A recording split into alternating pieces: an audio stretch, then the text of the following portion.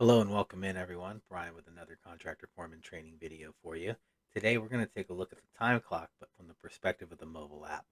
First thing I want to show you how to get those time card widgets onto our dashboard on the mobile app. So we'll click the Customize Dashboard button at the bottom, add the time card widget, and then get the My Time Cards widget as well to appear for us. When I click Save, that's going to add the clock in button here at the top and the My Time Cards area onto my dashboard so that I can monitor those from my mobile app. When I click the clock in, I can then choose to clock into a service ticket if my company allows me to clock into a service ticket. I can also select my project and the cost code that I'll be working on for the day as well. Then I'll click that big green clock in button down at the bottom. That will put me onto the clock. When I've clocked in, I can now see that that clock in button has switched, where I have an edit pencil, a pause, and a stop button. When I click the edit pencil, I can go in and reassign my time to a service ticket, adjust my project if I'm switching to a different project, or change my cost code. I also have access to that pause and stop button here as well. I can click the cancel button to cancel these changes or save button to lock those all in. Notice I still also have access to my pause and stop buttons outside here, and if I need to clock out, I can click the clock out button right there. That'll bring up the clock out screen. Your company may have a couple questions that they'll ask you when you're clocking out. One that's pretty standard is, did you get injured today? So I'll select no, and then I can add notes down below that and click OK to record that punch. Whenever I've clocked out, I'm taken to the details page of that individual entry I created. Along the bottom, I can use the History tab to go in and make changes to that entry if I needed to add information that I might have missed, be it a break, or if I switched projects during the day and forgot to make that change to my time card. I can still do that here on the actual entry. I can also click the edit pencil to modify the time card entry. For instance, maybe I showed up a few minutes early and forgot to clock in right away. I can jump in and change that time so that I actually show that I arrived at 1 p.m. rather than 1:11. When I click that modify button, it's going to ask me to save that change, and now I can see that I've clocked in at 1 p.m. I can also add notes using the Notes tab at the bottom of the screen as well. This gives me an area to include any information about why I made changes. Back out on the details page, I can even use the map here to kind of scan around the local area that this punch was recorded. Let's use the arrow at the top left of the screen to head back out to the main time cards module. When I land on the time cards module, I'm going to be shown the calendar view. Whatever date that I've clicked on, I can see the entries for that date. And I can move to any other date and see the entries that are associated with that date.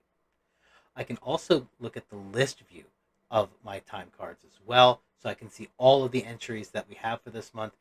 Any of the entries below the calendar view or on the list view, I can click on to head into that details page as well, take a look at that entry, modify that entry if I need to. So I can handle these changes after the fact. Now let's take a look at some of the other ways that we can get time onto the time cards module in Contractor Foreman. On your main screen, you're going to see a big green button on the bottom right, and I have three options here. If I click Employee Time Card, this is your basic clock-in feature for the time cards module. It works the same as the clock-in feature that we added to the dashboard at the beginning. I'll be able to select a project, a cost code, or a service ticket to clock myself into, and I'll click Start to add that time into the entry. The second option I have is the Crew Time Card. This allows me to clock multiple employees in at one time. So I'll select which employees that I'd like to clock in by choosing them from the list. And when I've got that taken care of, I can then select our project and the cost code that all of us are going to be clocking into. When I click that green clock in button, that's going to add all of us onto the time clock at one time and allow me to manage all of our time entries from there.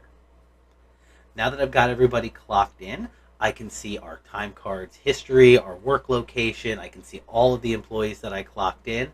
I can even pause and put us on a break, or I can clock out everybody at one time. When I click to clock everyone out, I don't necessarily have to clock everyone out at once. I can choose which employees I'd like to clock out and answer any additional questions for those employees that I need to. If I back out of this page and then I go back and look at the entries for the date, I can see that there is a crew entry running for my team. And when I click on that entry, it takes me back in here and allows me to clock everybody out still. So you can navigate away from this page and get back to it easily to manage this crew card. I can also still go through all of this entry and manage or edit any of the details about it if somebody left early. Finally, I have a crew timesheet. This allows me to build individual entries for people on my team whenever I need to get them in there. So if I need to add an entry for the presentation project for myself, I can add me onto here. I can also add additional employees onto here too. So I can put in everybody's time at the end of the day if I needed to. Once they have given me all that information, I can go through, start to record their clock in, their clock outs. I make sure that their project's on there, their cost code. I can select my additional employees down below as well.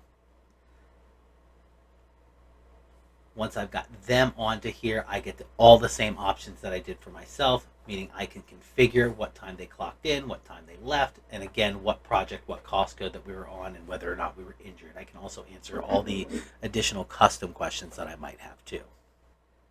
Notice that I can still use the edit pencil at the top right of the screen to edit any of these entries that I just created for my team. I can also still add new entries to this crew sheet as well. So I can add as many employees on here as I need to. One last thing I want to show everybody before I let you go today, and that's how to get a report of all your time card activity. Next to the search bar, there is an export icon that you can use to get an Excel report of all your time card activity. There's a bunch of fields you can fill out, so you can set your hours, format, the project you wanted to pull your time from.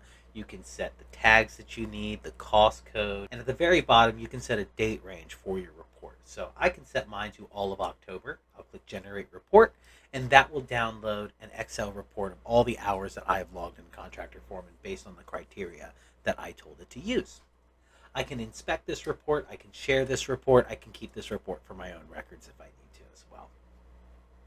Makes using the Contractor Foreman time card very easy, very simple for you to be able to export this information if you need it for other software, or if you just need it for your own records. Thank you so much for taking time to check out this video. If you guys have any questions, comments, concerns, you can always click on your main menu on the right side of the screen, and you can head down to our live chat and support options. One more time, I just want to thank everyone for checking out this video. We love seeing you. We're always happy to help. We'll see you in a future Contractor Foreman training video. Bye-bye.